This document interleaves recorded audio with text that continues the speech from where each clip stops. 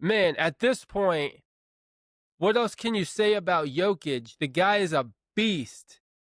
And he's like, so at this point, to me, it just seems like he's comically humbled about it. He's like, yeah, I scored 56. Now I go home, drink beer. Now I go watch horses. Gosh, man. Be proud of yourself, dude. Jokic, be proud of yourself, dude. You're becoming one of the best bigs to ever play the game.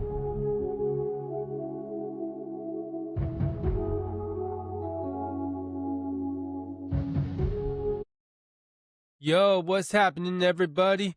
Welcome back into another episode of the Seventh Man Up podcast. I'm your host, Alex Burleson, and I just want to say I hope everybody had a very Merry Christmas. All right, let's get into it. I want to talk about one of the Christmas Day games, and I'm going to go over the Lakers versus Rockets game. Man, that was a fun game that had its ups and downs. Star power and defense. And there's some key points that I want to talk about with that game. Houston was on top of Luka with his ball handling, causing turnovers and quick passes. And I gotta say, well, we know it already. Austin Reeves is so nice. And it sucks because he's on the Lakers being overlooked because of Luka and LeBron. I feel Austin Reeves needs to be the star of his own team. Like, let him be the number one option on the team. Whether that's with the Lakers in the future still or with another team. All right, back to the game. Kevin Durant is still as pure of a scorer as ever. LA was throwing a lot of guys at KD, and he was still making his shot. And then there in the second quarter for a minute, Jared Vanderbilt was getting the fans lit. Dude was hot with some of the shots he was making. As I was watching that game, it seems the whole first half of that game, Lakers were controlling the pace of that game. Slow in the half court, very strategic with their play, and Houston had a hard time amping up any consistency of faster pace. Now, Houston picked it up, though, in the second half. Houston started to figure it out and were leading by 20 plus in that third quarter, and they carried it all the way to the win. Now, I covered just one of the many NBA Christmas Day games, and there were a lot. The Knicks beat the Cavs in a close game. The Spurs beat OKC pretty comfortably. Now, the Warriors beat the Mavericks by 10, and Nuggets beat the Timberwolves in a close game where Nikola Jokic got the third most points in a Christmas Day game with 56. Man, at this point, what else can you say about Jokic? The guy is a beast. And he's like, so at this point, to me, it just seems like he's comically humbled about it. He's like, yeah, I scored 56. Now I go home, drink beer. Now I go watch horses. Gosh, man. Be proud of yourself, dude. Jokic, be proud of yourself, dude. You're becoming one of the best bigs to ever play the game. All right, moving on. We're going to do some debating here. So in the comments, you guys talk amongst yourselves here about it. I want to talk about my Sacramento Kings. I want to talk about the Glory Day years. And I want to talk about the Kings teams from 2010 to 2016. In my opinion, those were the prime drought years. Yeah, the Kings still sucked in that period, but they were fun to watch for some reason. Like, I had a conversation with my best friend about that not too long ago, and we were both like, yeah, they sucked, but they had some pretty entertaining players. Just those teams, they could never figure it out. I want to say it was one of the Dave Yeager years. I think it was the 15-16 season where we won like 39 games, and we were like, towards the end of the season, we were like, are the Kings finally going to do it? Are they going to get to the 40 wins? And then no, I think back-to-back years, I think they got 39 wins. And I think both of those years, Dave Yeager was the head coach. So why I brought up both of those teams, the Glory Day Kings and then the prime drought year Kings, What do you think was more fun to watch? The glory day years, where we know the Kings were good and Kings fans were expecting greatness. They were expecting what we never got. Or 2010 through 2016 prime drought years. Like, you can have an argument for both teams. Like, the prime drought years, no expectations on the teams, just go into the season expecting mediocre, maybe some fun buzzer beaters, some fun tight games. So that's a question I want to ask you guys. What do you think was more fun, the glory day years or the prime drought years? Now, in my opinion, this is my vote for it. I think the glory day years were better because fans, we were expecting what we couldn't get, and the teams were fun. And they got the whole league's attention, where the prime drought years, like I said, they were fun, but I feel they were only fun to local fans, like actual Sacramento Kings fans. Like, the league probably was paying very little to no attention to us. Moving on here, who'd win in a title of all three teams if they existed at the same time? This year's OKC Thunder, the 2015-2016 Warriors, or the 1997-1998 Bulls. You can make a case for all three of these teams. The Thunder are still in the season, so we don't know how the end will look. But they look pretty dominant from the top down, from SGA to Chet to Alex Caruso. And about OKC, I can't get enough of Cason Wallace. He is so good. Again, Cason Wallace, great defender, and I feel he's becoming one of the most underrated players in the NBA. Kind of similar to what I was talking about Austin Reeves earlier. I feel Cason Wallace is getting overlooked because of guys like Chet Holmgren and SGA on their team. Now, the 15-16 Warriors, that year they didn't win the title, but they still dominated in the regular season, starting the season off on a 24-game winning streak. And now the Chicago Bulls 97-98 team did what the Warriors couldn't, winning the chip while having a dominant season. Now for me, maybe it's because I'm older, but I'm taking the Bulls.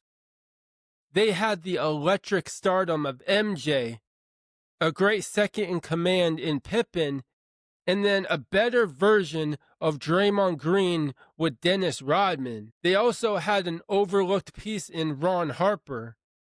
Yes, Dylan Harper's dad. And here's a little fun fact for you if you didn't know this. Ron Harper guest starred in an episode of the old Nickelodeon show Kenan and Kel. All right. Okay. So hear me out. I know they didn't have the three-point shooting of Steph and Clay, but when two of your best guys are so dominant in other areas, it outplays what they're lacking in.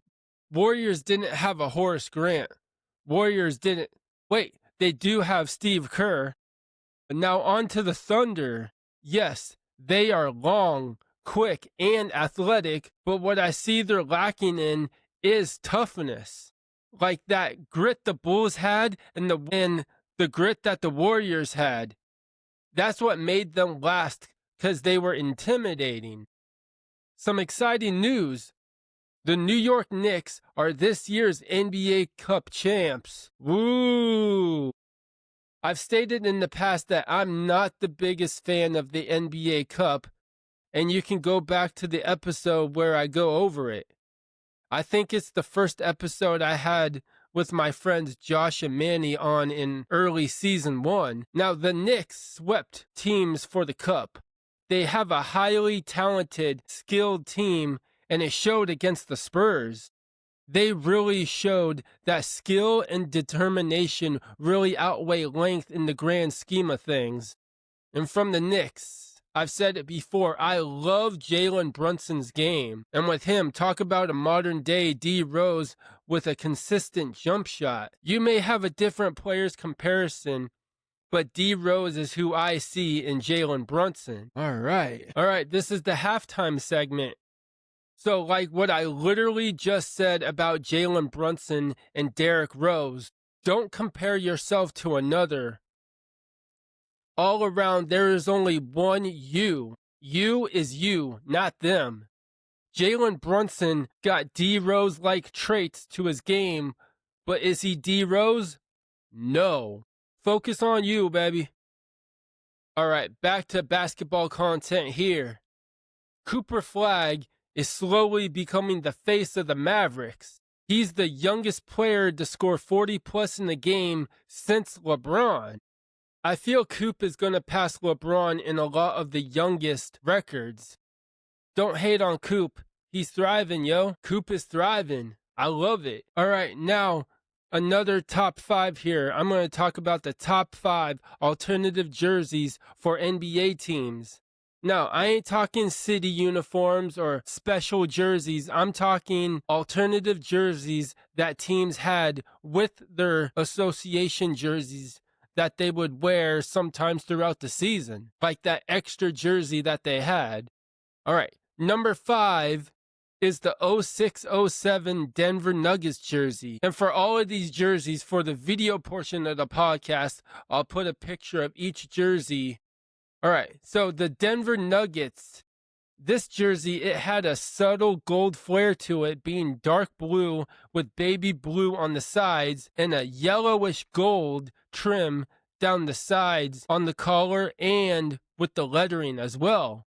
Those jerseys looked nice, along with Carmelo wearing them and AI wearing them.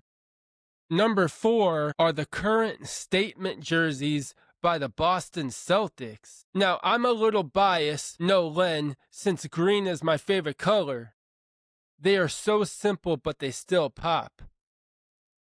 Keep it up, Celtics. Number 3 are the current statement jerseys by the Houston Rockets.